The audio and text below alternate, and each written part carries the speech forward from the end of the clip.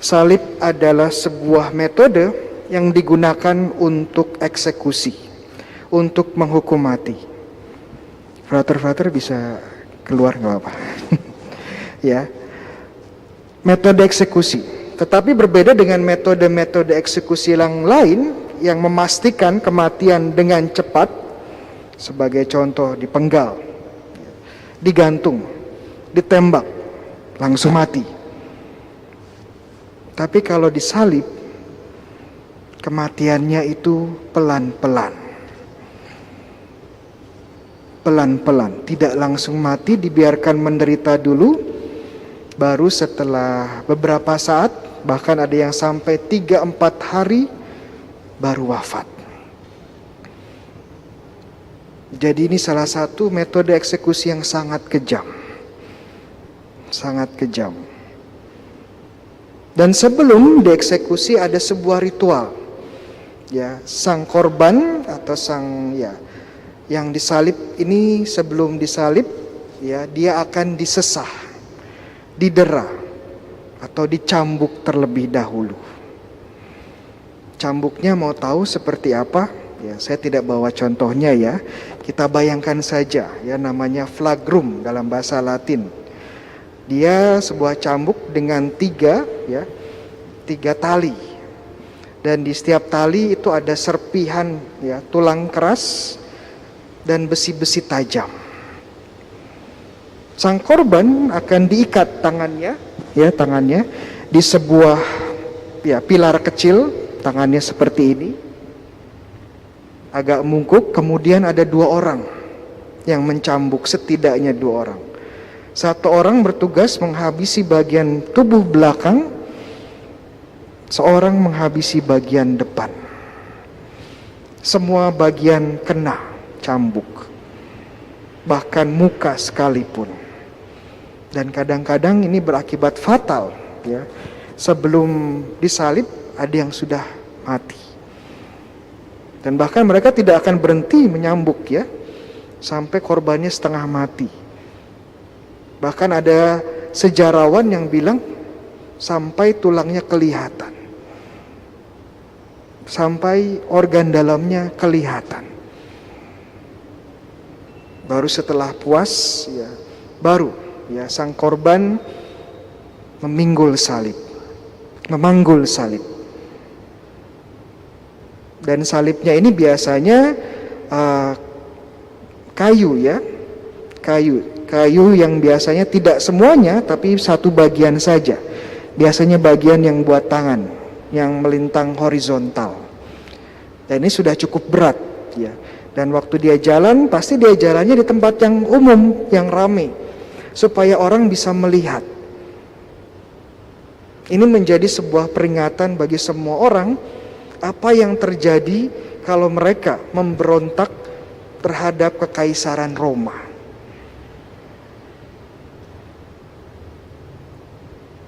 Jalan salib akan dipukuli, diludahi, dicambuk terus-menerus. Dan kita bisa bayangkan betapa sakitnya hal ini. Itu belum disalib, masih jalan ke tempat penyaliban. Yesus dalam Injil dikatakan dibantu oleh seorang yang namanya Simon dari Kirene. Kenapa dibantu? Mungkin, ya, para serdadu melihat Yesus tidak kuat lagi karena sudah dihabisi waktu dicambuk. Dan takut mungkin karena tidak akan sampai di tempat penyaliban, maka dipaksalah si Simon ini. Simon dari Kirene. Suster, Kirene itu di mana? Ada yang tahu? Dari mana? Benar, suster, ya. Iya, Kirene itu di Afrika Utara, ya, bukan di Palestina. Ya, sekarang daerah Libya. Iya, jadi dia seorang yang mungkin melakukan perziarahan, ya, kebetulan lewat di situ, ya. Dan dipaksa kemudian. Tapi ya akhirnya Simon ini berjalan bersama Yesus yang awalnya dipaksa, kemudian, ya, mengalami perubahan. Salib merubah dia.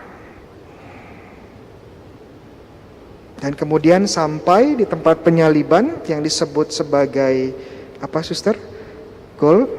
Golgota. Ya, artinya apa? Tengkorak. Kenapa disebut tengkorak? Mungkin bukitnya ini wujudnya kayak tengkorak. Atau ini tempat eksekusi, jadi banyak tulang-tulang dan tengkorak-tengkorak yang berserakan di situ. Dan ya, kemudian sang korban akan dipaku. Kalau nggak dipaku, diikat ya di kayu tersebut. Dan kakinya juga akan diikat atau dipaku. Ya. Bayangkan tangan terentang, ya. Kemudian kaki dipaku. Tapi kakinya tidak lurus, ya. Kakinya agak bengkok, ya. Agak bengkok seperti ini. Kenapa bentuknya bengkok seperti itu? Ya. Supaya bisa mengambil nafas. Jadi bengkok, tinggal diangkat dikit, ya. Dia bisa sedikit mengambil nafas. Dan bayangkan berhari-hari, berjam-jam. Kalau kita gatal aja ya, langsung garuk. Gimana pas disalib gatal? Iya. Minta sardarunya, mas garukin. Enggak kan? Enggak bisa seperti itu. Itu baru gatal. Belum panas terik matahari. Belum kalau ada hujan. Belum kalau ada serangga, belum ada hewan-hewan liar mengganggu. Dan dia ditelanjangi. Menjadi publik ya, pajangan publik. Ditonton semua orang yang lewat. Jadi menderitanya tidak hanya psikis, tidak hanya fisik, tapi juga psikis. Dan pelan-pelan dia meninggal. Kenapa wafat? Ya karena akhirnya capek, ya kecapean, tidak bisa lagi ngambil nafas. Atau mungkin karena memang sudah terlalu banyak darah yang hilang, atau karena memang sudah tidak sanggup badannya. Ya, kombinasi hal-hal ini. Dan kadang-kadang jenazahnya masih dibiarkan disalib beberapa hari. Ya. Tapi Yesus hanya berapa jam disalib, Suster? 3 jam ya, bukan Suster. Iya, ya 3 jam boleh lah ya. Antara 6 sampai 3 jam ya, 6 sampai 3 jam. Karena dari Injil Markus dikatakan ya disalib sekitar jam 9. Sekitar jam 9 ya. Tapi dari Injil Yohanes dikatakan sekitar jam 12. Jadi sekitar jam 9 sampai jam 12-an ya disalibnya. Ya, sekitar itu. Jam 3 wafat.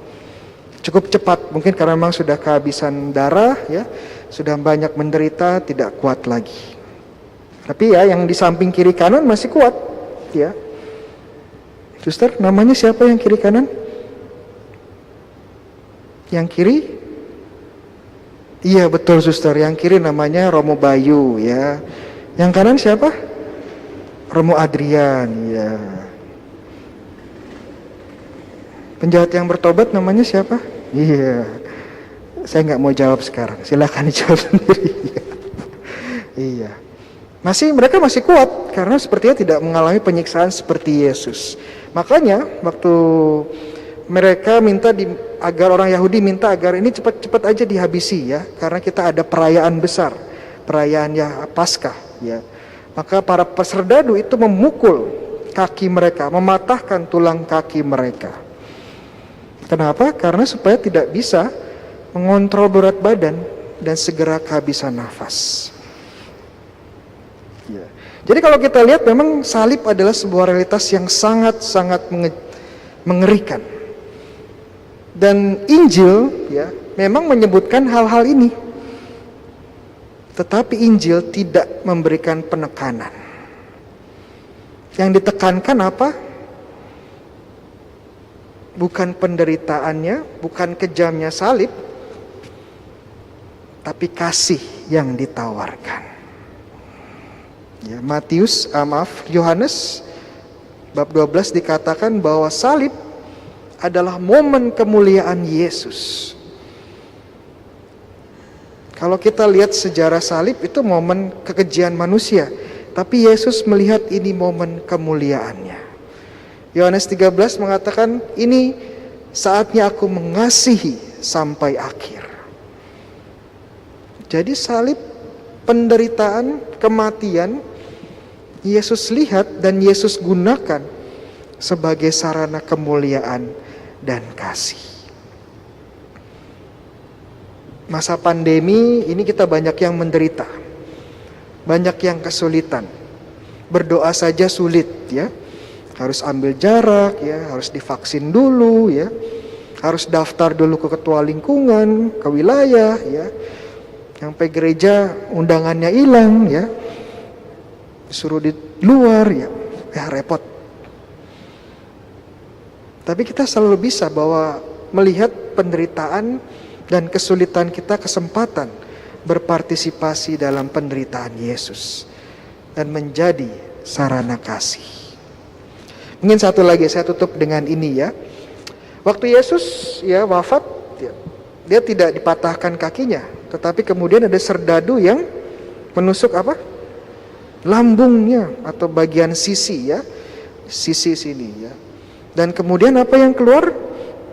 Darah dan darah dan air, betul sekali. Ya. Dan para bapak gereja tidak bisa melihat, langsung melihat bahwa darah dan air ini merupakan simbol yang lebih dalam lagi. Sebuah lambang misteri ilahi. Air melambangkan apa? Iya, pintar ya suster ya, nanti dapat pisang ya. Air itu lambang Roh Kudus ya. Kalau kita baca Yohanes 7 ayat 33 bahwa air yang mengalir segar itu lambang dari Roh Kudus, dan Roh Kudus dan air digabungkan berdua menjadi pembaptisan ya. Yohanes 3. Dan darah, suster apa lagi? Pisangnya satu lagi. Darah Kristus di Ekaristi. Wah, pintar sekali ya.